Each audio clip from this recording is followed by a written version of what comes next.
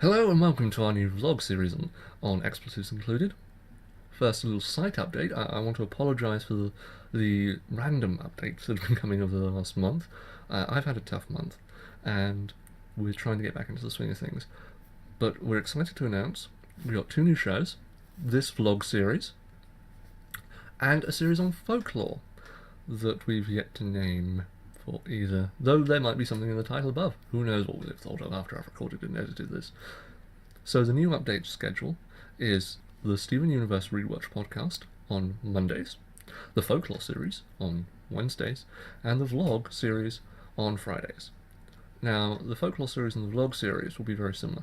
Each week, me and Dan will take one episode of the show. So this week, Dan's taking the Folklore series, I'm taking the Vlog. Next week it'll be the other way around, and hopefully we'll go between the two quite nicely like that. Now, with this Vlog series, each episode's going to have a topic, and we're just going to talk about that. And hopefully we'll come to some level of rational point, though we rarely do on these things, ever. This week I want to talk about authorial politics. As you can probably tell from behind me, I read a lot, and I write. What I try to do is I'm a writer. I've yet to be published, but I hope to get there soon. So, does an author's politics affect how we read things? I mean, this is often debated in literary criticism, but I mean sort of more on a general consumer level, because if an author is going to support charities and organisations that I don't agree with, should I buy from that author? And then am I obliged to find out about the author before reading their books? I don't know. It's a very difficult topic. Let's start off with a simple example. Orson Scott Card. Now, he's most well known for the Enders series, which I haven't read, because I know of him as a homophobe. You know, that is the political thing.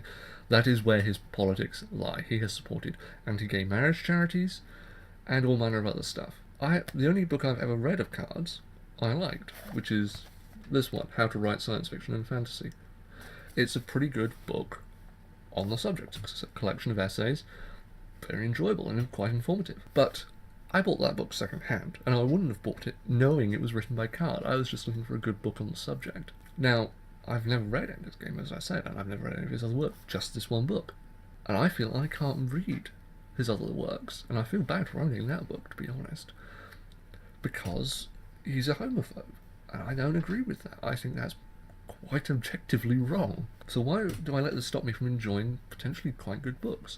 I've heard nothing but good things about Ender's Game. And then that begs the question, should I apply these standards to older writers, such as, quite famously, Lovecraft and Robert E. Howard? They were both known homophobes, racists, and quite sexist in the case of Howard in some of his works.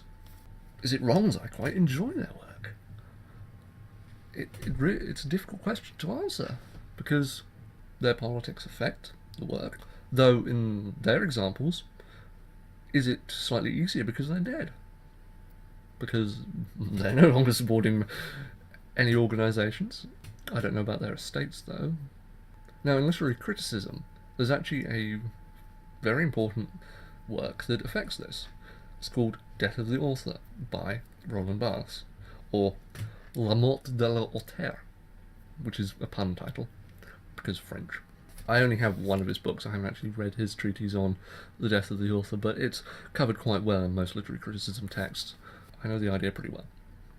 The idea is that an author does not shape the text. It's the reader and the times that shape the text, far more so than the author. The author has been the conduit for the text to appear. Now, as an author, I find this a strange idea. When I write a piece of fiction, I put a lot of thought into it. Everyone does. Well, with perhaps a few exceptions. Miss Myers, perhaps. I deliberately weave a lot of symbology, theology, and different types of things into my work, for do better or lesser extents, depending on which work you read. None of it's particularly good. That's why I'm not published. Is the zeitgeist more important to my works than I am? And by extension, everyone else's works. So, Ender's Game was written in the 1980s. So, does the fact it was written in the 80s in a slightly less liberal time affect it more than Scott's homophobia? Perhaps. I honestly don't know. I mean, I can't analyse the book because I haven't read it. I don't particularly want to read it. Putting aside death of the author, which is obviously a very important tool for literary criticism, when we're supporting authorial works, should we investigate the author before we read it? Is that more important than the text itself? I know some people say that if a text isn't homophobic, but the author is, we can still enjoy the text, and quite possibly so.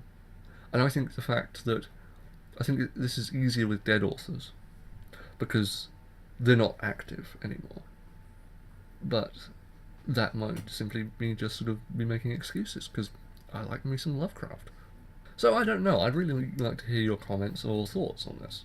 Dan, I'd like to hear your thoughts. But